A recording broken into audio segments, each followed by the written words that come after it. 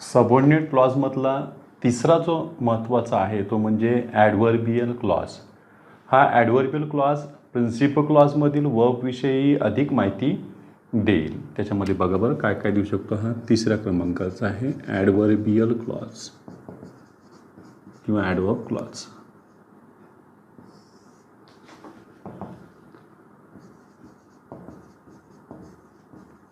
Principal क्लॉजमधील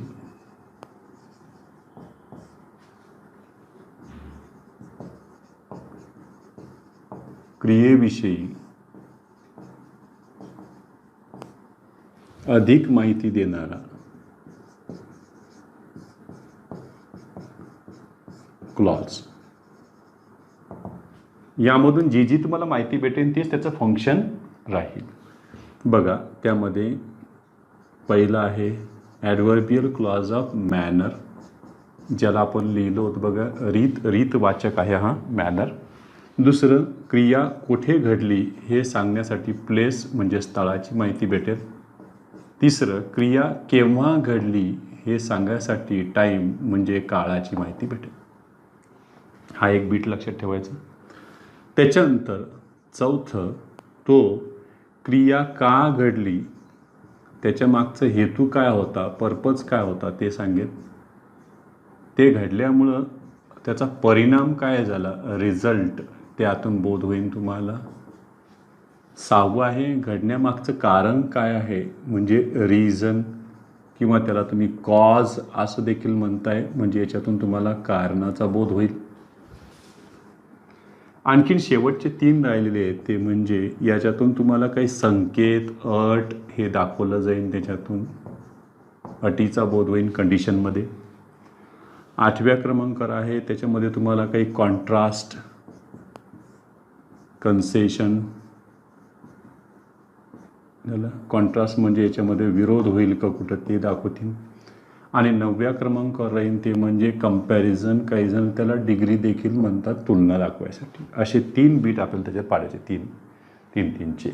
ते लवकर लक्षात राहतील. त्यातलं सगळ्यात पहिले घ्यायचं ते मला ॲडव्हर्बियल क्लॉज ऑफ मॅनर, क्रियेची रीत दाखवणारा मेंबर.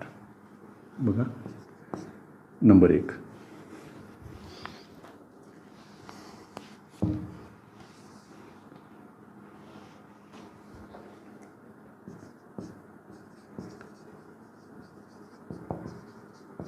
ॲडव्हर्बियल क्लॉज ऑफ मॅनर,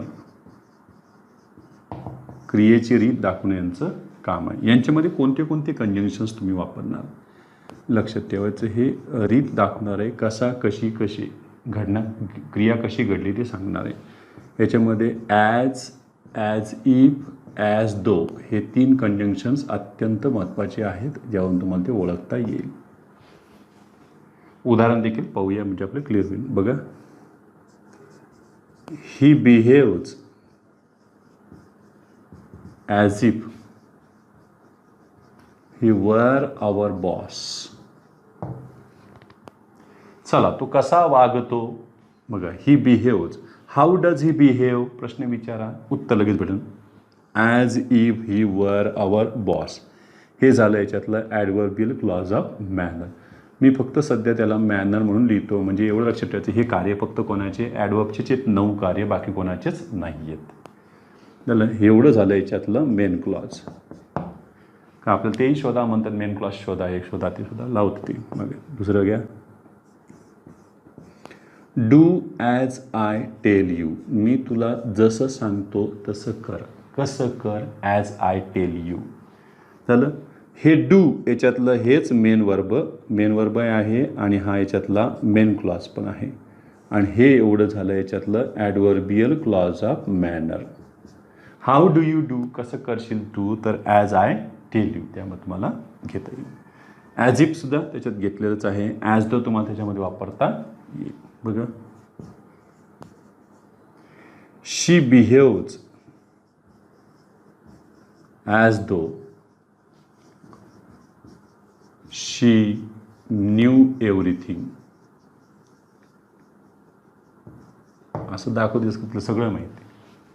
मग चला, शी बिहेव्स हे झालं याच्यातलं main clause. As though she knew everything हे झालं ॲडवर्बियल क्लॉज ऑफ मॅनर याच्यामध्ये लक्षात ठेवायचं. ॲजमध्ये ॲडजेक्टिव्ह क्लॉजमध्ये जे आपण ॲज घेतलं होतं लक्षात ठेवायचं, तर रिलेटिव्ह प्रोनाउन होतं त्याच्यामध्ये सच ॲज, सेम ॲज असं त्याच्यामध्ये रचना असते, तेवढं लक्षात ठेवायचं. यांचं त्याच्यामध्ये कन्फ्युजन करून घ्यायचं नाही ॲजमध्ये. एक दुसरं पाहूया ॲडवर्बियल क्लॉज ऑफ प्लेस.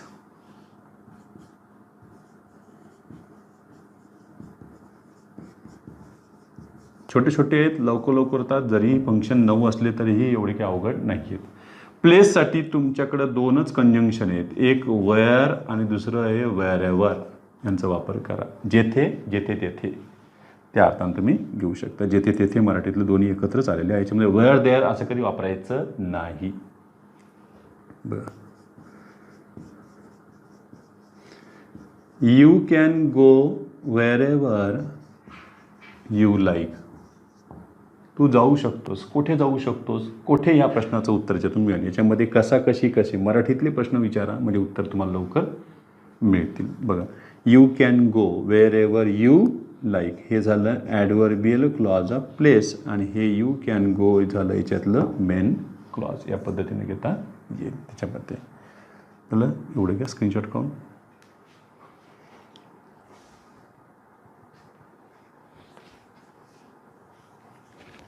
तिसरा आहे त्याच्यातला टाईम.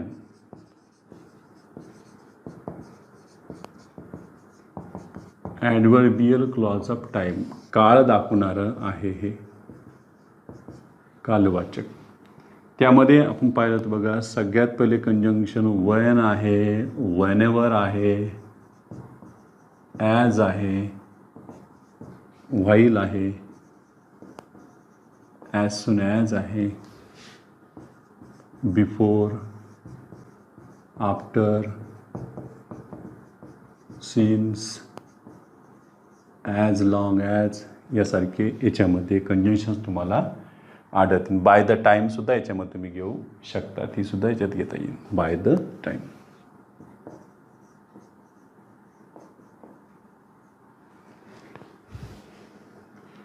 यामधले उदाहरणं आपण टेन सिक्वेन्समध्ये सुद्धा घेतलेले आहेतच. बघूया आपण घेतलं.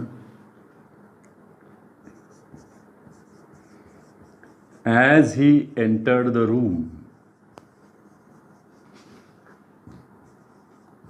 he heard some strange noise. Time clause कुठे? हा इथून आला बघा, when he entered the room. विचारून प्रश्न, when did he hear some strange noise? त्याने आवाज केव्हा ऐकला, विचित्र आवाज? तर जेव्हा त्यानं खोलीत प्रवेश केला त्याच वेळेला. म्हणजे झालं हा ॲडवर्बियल क्लॉज ऑफ टाईम, त्याला टाईम क्लॉज म्हणतो. आणि हा इकडचा जो उरलेला आहे तो याच्यातला मेन क्लॉज, ज्याला आपण प्रिन्सिपल क्लॉज म्हणतो. बरं, you can meet me whenever you have time.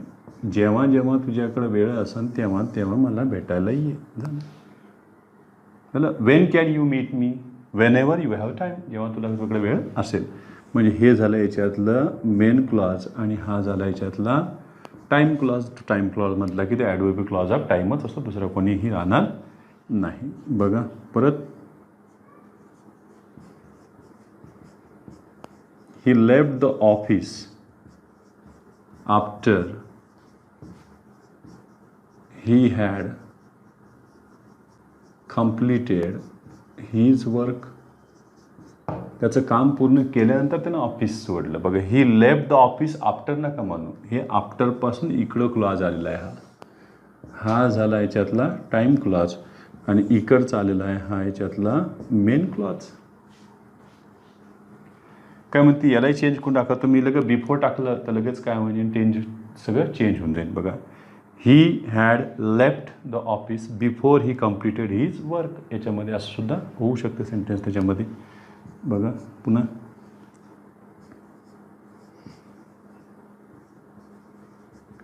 He has not bin वेल. त्याला बरं नाही आहे रे. केव्हापासून बरं नाही आहे बघ बरं, since he returned from Mumbai. मुंबईहून आल्यापासून त्याला बरं नाही आहे. केव्हापासून असा प्रश्न विचारला तर बघा, since he return from Mumbai, हे झालं याच्यातलं टाईम क्लॉज, लक्षात ठेवायचं. आणि इकडचा झाला हा मेन क्लॉज. ह्याच्यामध्ये बदल करत चला ह्या पद्धतीनं. ॲज सून ॲज असेल तर ॲज सून ॲजचं घ्या तुम्ही. चला, as soon as he saw a snake he ran away, त्याच्यामध्ये घेता येईल. वाईलवाला सुद्धा घेता येईल. He got a bad shock while he was mending the fuse, असे सुद्धा आपण वाक्य आधी घेतलेले आहेतच. ॲज लॉंग ॲजमध्ये as long as you work hard you will get success, त्यामध्ये घेता येईल तुम्हाला. एवढं घ्या.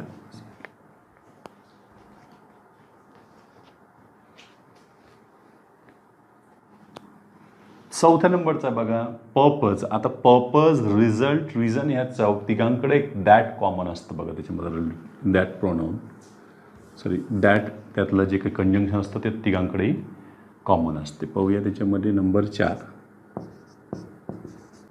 ॲडव्हर्बियल clause of purpose. Adverbial clause of purpose. Purpose म्हटलं की त्याच्यातून हेतू उद्देशाचा बोध होईल. पर्पज दाखवणारे कोण कोण आहे तर बघा बरं, याच्यामध्ये सो दॅट असे जोडून जर आले तर समजायचं हे पर्पज दाखवणारं आहे. सो दॅट नसलं तर लेस्ट, आपल्याला माहिती आहे की हे लेस्ट नकारार्थी कंजंक्शन आहे, त्याच्यापुढे नॉट चालत नाही. हे आपण शिकलेलं आहे आपण आधीसुद्धा नकारार्थीमध्ये. त्याच्यानंतर इन ऑर्डर दॅट, हे सुद्धा याच्यात वापरले जाईल. हे 3 कंजंक्शन्स महत्त्वाचे ॲडव्हर्ब क्लॉज ऑफ पर्पजमध्ये. पाहूया त्यांच्यामध्ये. He studies hard so that he may pass the exam. So that आलेलं आहे याच्यामध्ये. येस, सो दॅट म्हणून ओळखू आला. हा इकडचा क्लॉज आहे, हा काय दाखवणार आहे आम्हाला, पर्पज. सो दॅट दिसलं तरी पर्पज म्हणू शकतो आपण. राहिलेला हा उरलेला जो आहे याच्यातला मेन क्लॉज आहे, प्रिन्सिपल क्लॉज त्याला म्हटलेलं आहे. चला बघा, I have written her name in my diary lest I should forget her. तिला विसरून जाऊ नये म्हणून मी तिचं नाव डायरीत लिहून घेतलं. याच्यामध्ये लेस्ट हे नकारार्थी आहे, पुन्हा नॉट घ्यायची काही गरज नाही आहे. लेस्टपासून पुढे घेतला आहे, हा झाला adverbial clause of purpose. Main clause बाकीचा उरलेला आहे, यांच्यामध्ये घेता येईल. पुणे बघा, 5व्या क्रमांकाचा आहे.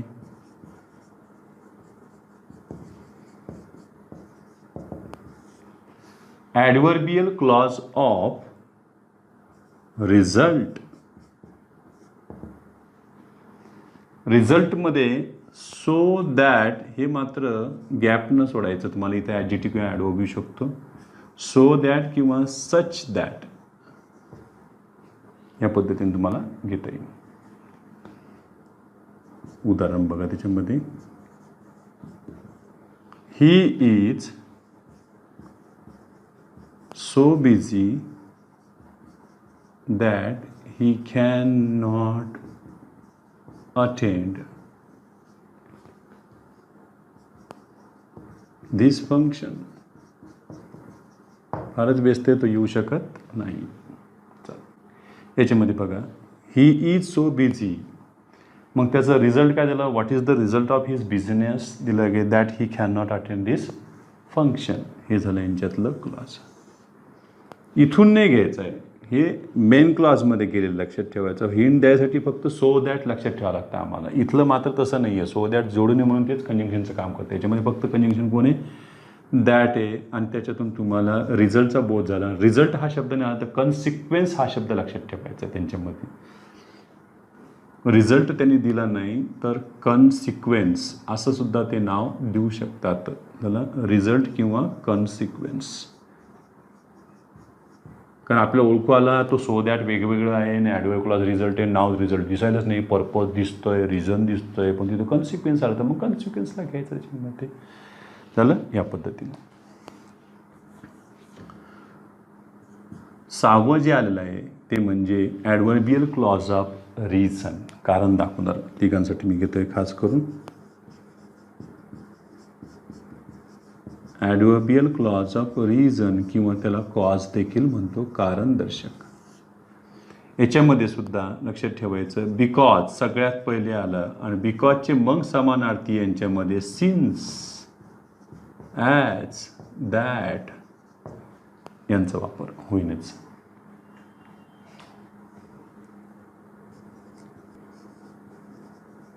ही passed the exam because he studied hard. कठीण परिश्रम केल्यामुळं त्याला काय झालं, परीक्षेत उत्तीर्ण झाला. कारण दिलं आहे बघा, बिकॉज ही स्टडीड हार्ड, हे झालं याच्यातलं मेन क्लॉज, हे झालं याच्यामध्ये रिझन दाखवणारं आहेच. त्याच्यानंतर बघा,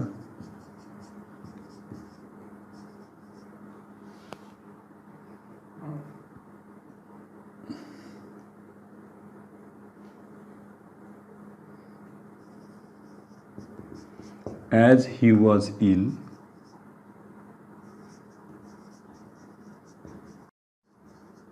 आजारी असल्यामुळे तो येऊ शकत नाही, येऊ शकला नाही. ॲज ही वॉज इल. ॲजच्या ठिकाणी तुम्ही फक्त काय टाकून बघायचं, बिकॉज बरोबर असलं का, because he was ill he did not attend the function. सीजच्या ठिकाणी तुम्ही ॲजच्या ठिकाणी सीज वापरू शकताय. बघा बरं, त्याच्यामध्ये सुद्धा दॅटसुद्धा घेता येईल तुम्हाला. तिसरं,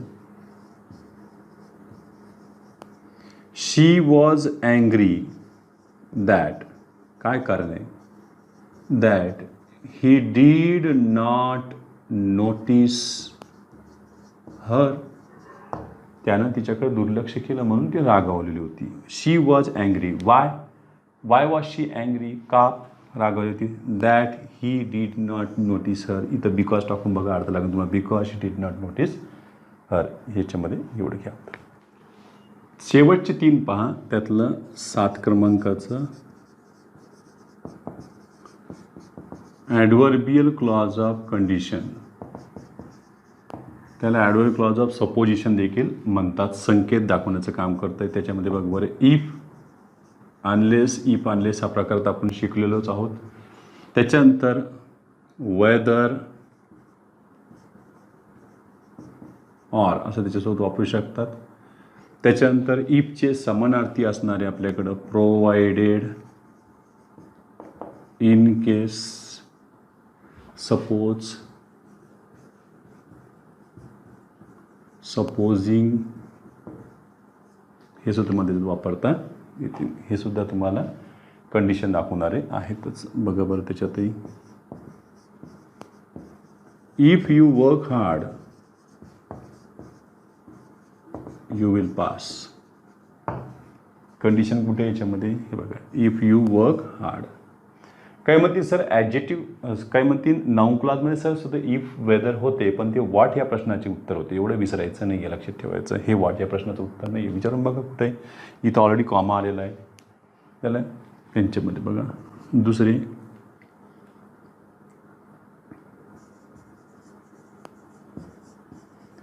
unless you run fast you miss the bus.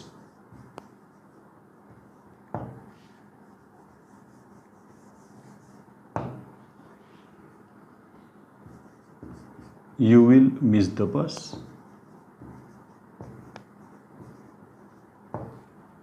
Unless you run fast. ह्याच्यामध्ये सुद्धा कंडिशन त्यांनी टाकलेली आहेतच त्याच्यामध्ये. बघा 8वं जे आहे ते म्हणजे ॲडव्हर्बियल क्लॉज ऑफ कॉन्ट्रास्ट, अत्यंत महत्त्वाचं. ॲडव्हर्बियल क्लॉज ऑफ कॉन्ट्रास्ट, कन्सेशन, विरोध याच्यामध्ये तुम्हाला दिसेल. यात येणारे कोण कोण आहेत, तर सगळ्यात पहिले बघा बरं, दो सारखंच एक समानार्थी आहे. बघा बरं, इवन इफ, काही जण इवन दो असं देखील म्हणू शकतात. त्याच्यानंतर अल्दो हे वाक्याच्या सुरुवातीला आले तर अल्दोला जोडीदार यट तुम्हाला घ्यावं लागेल. आणि आणखीन एक मेंबर आहे ज्याच्यामध्ये हाऊ एव्हर.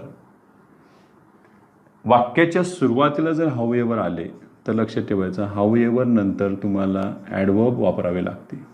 ही रचना लक्षात ठेवायची. हे मेंबर यांच्याकडं येतील. किंवा नॉट विथ स्टँडिंग हे सुद्धा यांच्याकडं वापरले जाते. Notwithstanding that.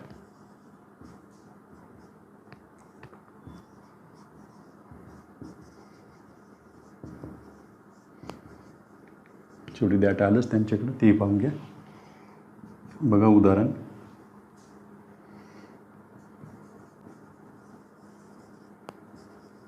Though he is poor he is honest. बघा गरीब असूनही तो काय आहे, प्रामाणिक आहे. दो ही इज पुअर याच्यामध्ये झाला adverbial clause of contrast.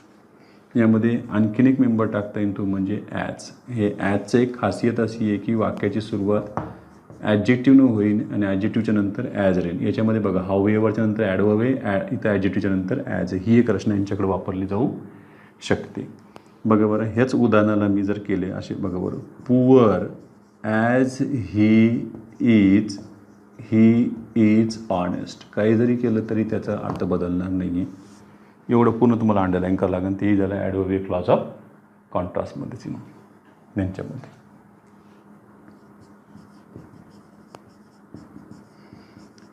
Even if he worked hard he failed. कठीण परिश्रम करूनही काय झाला, तो अपयशी ठरला. इवन इफ म्हणजेच ते दोचे अर्थ. Though he worked hard he failed हे झालं ॲडव्हर्बियल क्लॉज ऑफ कॉन्ट्रास्ट. त्याच्यामध्ये बघा बरं, हाऊएव्हर बद्दल बघा, however hard he worked he failed. यांच्यामध्ये बघा सुरुवातीला हाऊएव्हर आलेलं आहे, हे झालं याच्यातलं adverb. However hard he worked तरी झालं हे ॲडव्हर्बियल क्लॉज ऑफ कॉन्ट्रास्टमध्येच गेलेलं आहे. एवढं काय स्क्रीनशॉट आणखीन एक राहिलेलं आहे शेवटचं.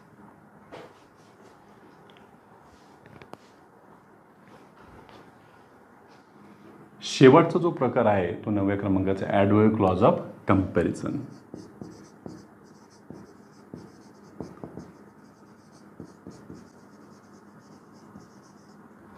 ॲडव्हर्बियल clause of comparison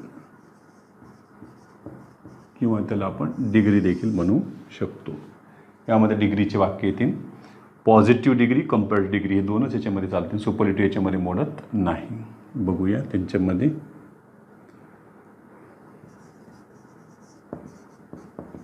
Raju is as lazy as he is. घ्या, शी इज घ्या किंवा यू आर घ्या, बदलून टाकू आपण. As you R.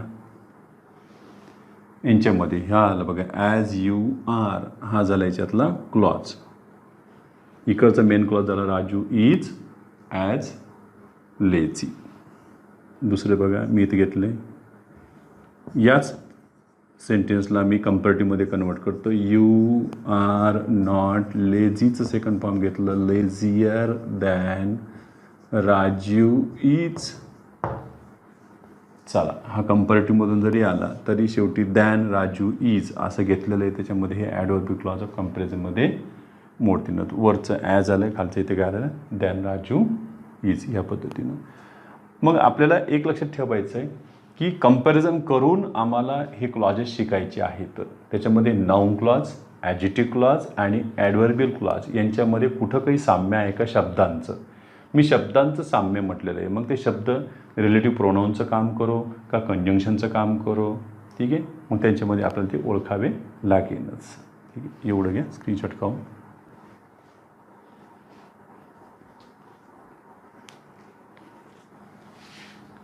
तिन्ही क्लॉज कंपॅरिझनमध्ये आम्हाला कळले पाहिजे. जसं मराठीमध्ये नाही आहे का की हे उभयान्वयी अव्यय ठिकठिकाणी आले, पण त्याहून आम्हाला कोणतं त्याच्यामध्ये वाक्य आहे ते ओळखावं लागतं. त्याचा प्रकार देखील ओळखावा लागतो. नेमकी ते मग केवळ वाक्य होतं का मिश्र वाक्य होतं का संयुक्त वाक्य होतं. मग की एक तर ते संयुक्त वाक्यात राहील, नाही तर कोणत्या मिश्र वाक्यात राहील. त्याच्यामुळे आम्हाला ओळखता येतो.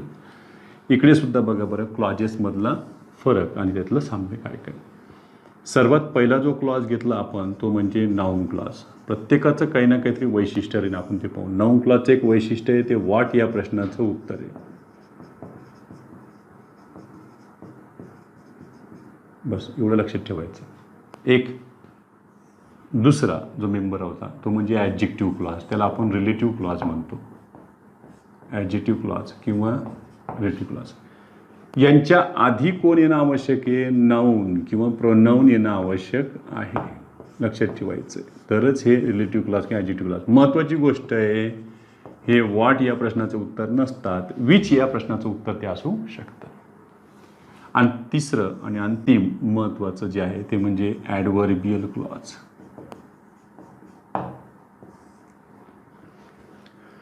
तिघांकडं जो कॉमन असणार आहे त्याच्याबद्दल आम्ही अभ्यास करतो, मग त्यांचे उदाहरण देखील आपण पाहूया. चला, यांच्याकडे आलेला हा दॅट क्लॉज. काही जरी सुरू झाला तरी हे कोणत्या प्रश्नाचं उत्तर असणार आहे? व्हॉटचं हे वैशिष्ट्य आहे नाऊन क्लॉजचं, लक्षात ठेवायचं. यांच्याकडे सुद्धा दॅट येईन का नाही येणार? तर हो येणार आहे, पण हे दॅट रिलेटिव्ह प्रोनाऊन यांच्याकडे येणार आहे. आणि दॅट रिलेटिव्ह प्रोनाऊन शेवटी हे कोणाच्या मागं लागणार आहे? नाऊनच्या. तरच आपण याला कोणता क्लॉज म्हणूया? Adjective clause. हा कोणता क्लॉज झाला? Noun clause. यांच्याकडे दॅट बघा किती वेळेस येऊ शकते. नंबर 1, सो दॅट असं जोडून जोडून जर आले तर समजायचा हा पठ्या पर्पज. त्यांच्यात जर भांडणं लागले दोघांमध्ये तर इथून घ्यायचा तो म्हणजे रिझल्ट. आता तुमचं पंचायत होईल की सर ते सो दॅट नव्हतं, सो दॅटही नव्हतं, दॅटच्या आधी नाऊनही नव्हतं, सर मग आता काय करायचं? एक सोपं लक्षात ठेवायचं. नाऊन क्लॉज हा फंक्शन करण नामाचा, म्हणजे हा एकतर वर्बच्या आधी राहील, वर्बच्या नंतर राहील. झालं. हा नाऊनच्या मागं आहे, लक्षात ठेवायचं. लक्षात ठेवायचं सोप्या सोपं. वर्बच्या मागं किंवा वर्बच्या आधी कोण असू शकतो? नाऊन क्लॉज असू शकतो. वर्बच्या आधी वर्बच्या नंतर. इथं हा कोणाच्या मागे? नाऊनची माहिती देणारा कोण असतो? ॲडजेक्टिव्ह. लक्षात ठेवायचं. नाऊनची माहिती देणारा ॲडजेक्टिव्ह, ॲडजेक्टिव्हची माहिती देणारा ॲडवर्ब. झालं. मग आता इकडं कोण दॅट येणार आहे? बघा बरं, इकडं जे दॅट येईल ते दॅट बिकॉजचं समानार्थी जर असेल तर याला तुम्ही ॲडव्हर्बियल क्लॉज ऑफ रिझन किंवा कॉज म्हणायचं. ही बेसिक गोष्ट लक्षात ठेवा. पहिले आपण एवढ्यांचं उदाहरणं पाहू, जी कॉन्सेप्ट क्लिअर होईल. समजा मी इथे घेतली बघा, हे मी 5 वाक्य दिले. 5ही वाक्यामध्ये बघा बरं दॅट क्लॉज आपल्याला सगळ्यात पहिले अंडरलाईन करून घ्यायचे, बाकी काहीच करायचं नाही यांच्यामध्ये, म्हणजे आपली कॉन्सेप्टला काही क्लिअर होते. सगळ्यात पहिले बघा, दॅट शी इज इंटेलिजंट. एक, that are put on the book. लगेच सुरू शेवटपर्यंत ठेवायचं आहे, लक्षात ठेवायचं. बघायचं वर्ब आलं आहे का पुढं, तर मधलाच क्लॉज राहिला आहे. झालं. शी स्टडीज, नुसतं दॅट आहे का सो दॅट आहे? बघा, so that she may pass the exam. He is so thin that, यांच्यामध्ये गॅप पडला आहे म्हणजे दॅटपासून घ्यायचं आहे आपल्याला इथपर्यंत. आणि I am glad that I can see you. आता हे झाले 5. प्रत्येक ठिकाणी वेगवेगळा अभ्यास राहील काहीतरी. बघा तुम्हाला दॅट हे वाक्याच्या सुरुवातीला आलेला क्लॉज आहे आणि तो सब्जेक्टचं काम करताना दिसते. बघा बरं, ह्या वर्बच्या आधी आलेला आहे हा, आणि वर्बच्या आधी येऊन हा सब्जेक्टचं काम करतो. आणि सब्जेक्टचं काम करणार फक्त एकच क्लॉज असू शकतो, तो म्हणजे नाऊन क्लॉज. लक्षात ठेवा, दुसरं कोणी नसतंय. व्हॉटचं उत्तर भेटतं बघा, व्हॉट इज ट्रू, काय खरं आहे? दॅट शी इज इंटेलिजंट, ती हुशार हे खरे आहे.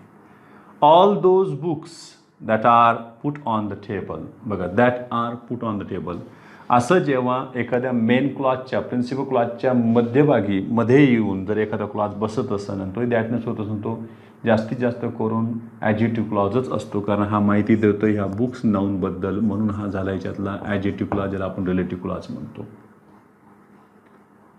शी स्टडी, आता सो दॅट होऊन तर लगे हिंटच भेटली. हो सर, हे ॲडव्हर्बियल क्लॉज ऑफ पर्पज. लक्षात ठेवायचं आहे आपण, ॲडव्हर्बियल क्लॉज ऑफ पर्पज. इथं सो दॅटमध्ये गॅप पडला आहे सर, हे रिझल्ट झाले. परिणामाचं लगेच बोध झालं बघा, ही इज थिन. त्याचा परिणाम बघा, that he can pass between the bars. I am glad, why am I glad. उत्तर त्याचंच मिळालं बघा. That I can see you, मी तुला पाहू शकतो. म्हणून याला ॲडव्हर्बियल क्लॉज ऑफ तुम्ही कशामध्ये घेऊ शकता, हा नाऊन क्लॉजसुद्धा होऊ शकतो, ज्याचं फंक्शन ॲडजेक्टायवल कॉम्प्लिमेंट होतं. लक्षात ठेवायचं आहे. म्हणजे ह्या ॲडजेक्टिव्हचं सुद्धा ते माहिती देताना जर आढळले तर त्याला आपण noun clause functioning as and adjectival complement असं सुद्धा देऊ शकता तुम्ही. बघा ह्याला तुम्ही noun clause functioning as adjectival complement